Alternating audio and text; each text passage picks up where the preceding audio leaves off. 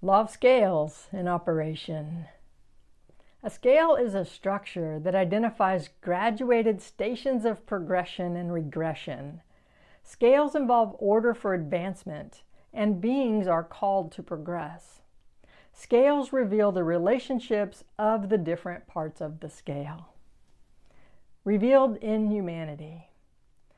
Scales provide a convenient reservoir for many aspects and facets of a subject at different phases, and they help people identify the location of operation. Various actions are appropriate at various locations on a scale, and scales provide clarity and context for conversation and learning.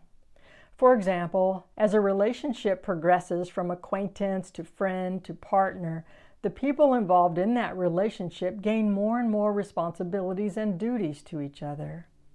A scale can be discerned for any and all types of progression, and the scale depicts the orderly relationship of stages and stations, which leads to greater understanding. A scale is a reference or guide for the operation of standards on a given subject. Without scales, people lack clarity and direction. As the scale evolves, the content can become more complex and confusing, or it can become simpler and clearer. For example, sports that involve judges include scales that tend to become increasingly complex over time, and the standards for a novice are different from the standards for an Olympian. Some standards are human creations. To be effective, human scales need to be aligned with facticity, which is how actions and relationships work in this world. To be enduring, standards need to emerge from laws of being instead of being based on capricious human whims. For example, standards of virtuosity are more enduring than standards of physical beauty.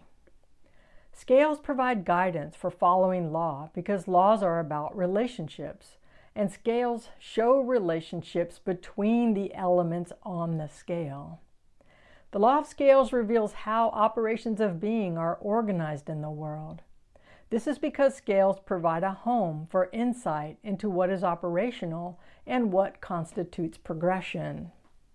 This law provides a bridge between nature and intelligence, or between human senses and consciousness, because scales help us think relationally. They show possibilities, ways of action, and pathways to results. Examples include ranking systems for spiritual leaders such as Buddhist monks.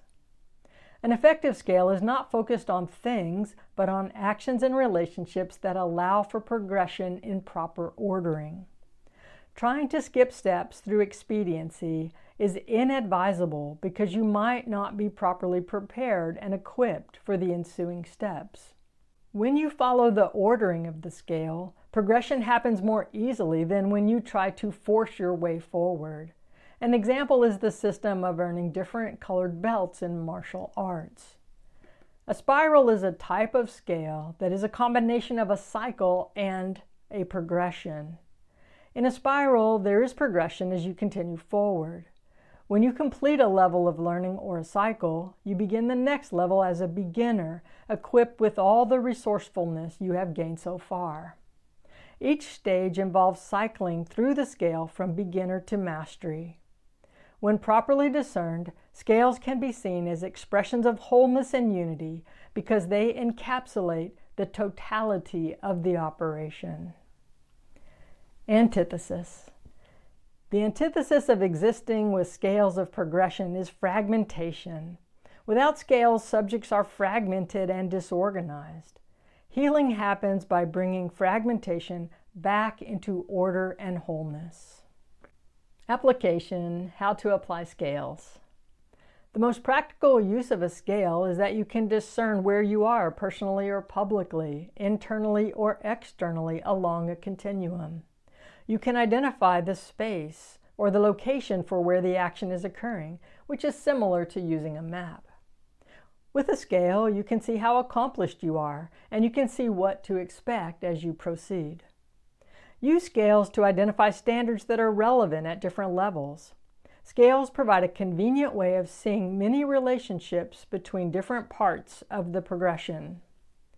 Scales organize conversations in a progressive manner, which helps us understand the stages while also seeing the big picture at the same time. Note that scales can depict parallel operations. Different relative operations can exist on one scale at the same time. For example, on a scale for education, a person can be highly competent at mathematics and at the same time lack competence in communications, or vice versa.